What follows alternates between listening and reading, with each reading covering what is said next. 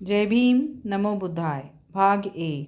मानव उत्पत्ति से लेकर ईसा पूर्व 2500 तक। इस काल के आरंभिक समय को पुरापाषाण काल, मध्यपाषाण काल, नवपाषाण काल तथा बाद के समय को पूर्व हड़प्पा की सभ्यता भी कहते हैं, जिसमें मेहरगढ़, अमरी, किलीगुल, मोहम्मद धोलावीरा और बागोर आदि पुरातात्विक दृष्टिकोण से काफ़ी महत्वपूर्ण जगह है। यहाँ खुदाई में काफ़ी अवशेष जैसे मिट्टी के बर्तन, पत्थर और तांबे के औजार, टोकरी और अन्य सामान मिले हैं। हड़प्पा से पूर्व इन्हीं जगहों से कच्चे पक्के ईंटों के मकान भी मिले हैं, जिसे प्रागैतिहासिक काल की संस्कृति कहते हैं। पुरापाषाण काल अर्थात पाषाण युग के पूर्व का काल। प्रागैतिहासिक युग का वह समय है जब मानव में सबसे पहले पत्थर के औजार का उपयोग आरंभ किया। यह होमो सेपियन आधुनिक मानव के उदय और उनके आरंभिक विकास का काल था। इस दौरान मानव इतिहास का विकास हुआ। इस काल के बाद से मध्यपाषाण युग का प्रारंभ हुआ। भारत में पुरापाषाण काल के अवशेष तमिलनाडु के कुर्नूल, कर्नाटक के हुसंगी, ओडिशा के कुलियाना, राजस्थान के डिडवाना के श्रृंगी तालाब के निकट और मध्य प्रदेश के भीमबेटका और छत्तीसगढ़ के रायगढ़ जिले के सिंघनपुर में भी मिलते हैं। इन अवशेषों की संख्या मध्यपाषाण काल के प्राप्त अवशेषों से बहुत कम है। इस काल को जलवायु परिवर्तन तथा उस समय के पत्थर के हथियारों तथा औजारों के प्रकारों के आधार पर निम्न 3 भागों में विभाजित किया गया है। निम्न पुरापाषाण काल, मध्य पुरापाषाण काल, उत्तर या उच्च पुरापाषाण काल। निम्न पुरापाषाण। इस समय मनुष्य पत्थरों से निर्मित औजार का प्रयोग करते थे, जैसे हस्तकुठार, खंडक, विदारनी। अधिकांश पुरापाषाण युग हिम युग से गुजरा है। निम्न पुरापाषाण स्थल भारतीय महाद्वीप के लगभग सभी क्षेत्रों में प्राप्त होते हैं, जिसमें असम की घाटी, सिंधु घाटी, बेलन घाटी और नर्मदा घाटी प्रमुख है। मध्य पुरापाषाण काल। मध्य पुरापाषाण काल में शल्क उपकरणों का प्रयोग बढ़ गया। मुख्य औजार के रूप में पत्थर की पपड़ियों से बने विभिन्न प्रकार के फलक, वेदनी, छेदनी और खुरचनी मिलते हैं। पुरातत्व विभाग को वेदनियाँ और फलक जैसे हथियार भारी मात्रा में मिले हैं। उच्च पुरापाषाण काल। उच्च पुरापाषाण काल में आर्द्रता कम हो गई थी तथा हिमयुग की अंतिम अवस्था थी। इस काल के औजार अधिक तेज व चमकीले थे। ये औजार हमें आंध्र, कर्नाटक, महाराष्ट्र, मध्य प्रदेश, दक्षिणी उत्तर प्रदेश और बिहार के पठार में मिले हैं।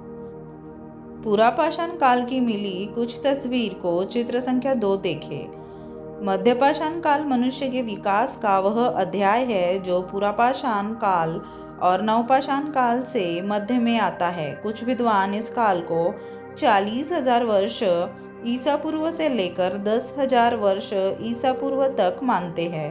नवपाषाण काल मानव प्रौद्योगिकी के विकास की एक अवधि थी, जिसकी शुरुआत मध्य पूर्व में 8 से 10,000 वर्ष ईसा पूर्व के आसपास हुई थी, जिसे पारंपरिक रूप से पाषाण युग का अंतिम हिस्सा माना जाता है। ऐसे आज के वैदिक अनुयायियों का मानना है कि इस होमो सेपियन से मानव डार्विन का सिद्धांत का निर्माण नहीं हुआ है।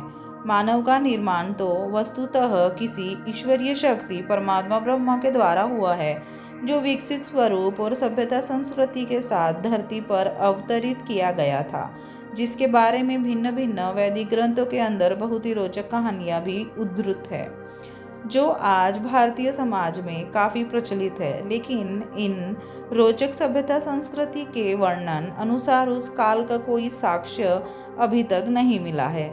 इस रोचक कहानी के जैसे ही विश्व की कई अन्य मान्यतावादी संप्रदाय है, जिनके ग्रंथों में भी मानव का उद्भव उन सभी के अपने अपने स्थापित ईश्वरीय शक्ति के द्वारा हुआ है।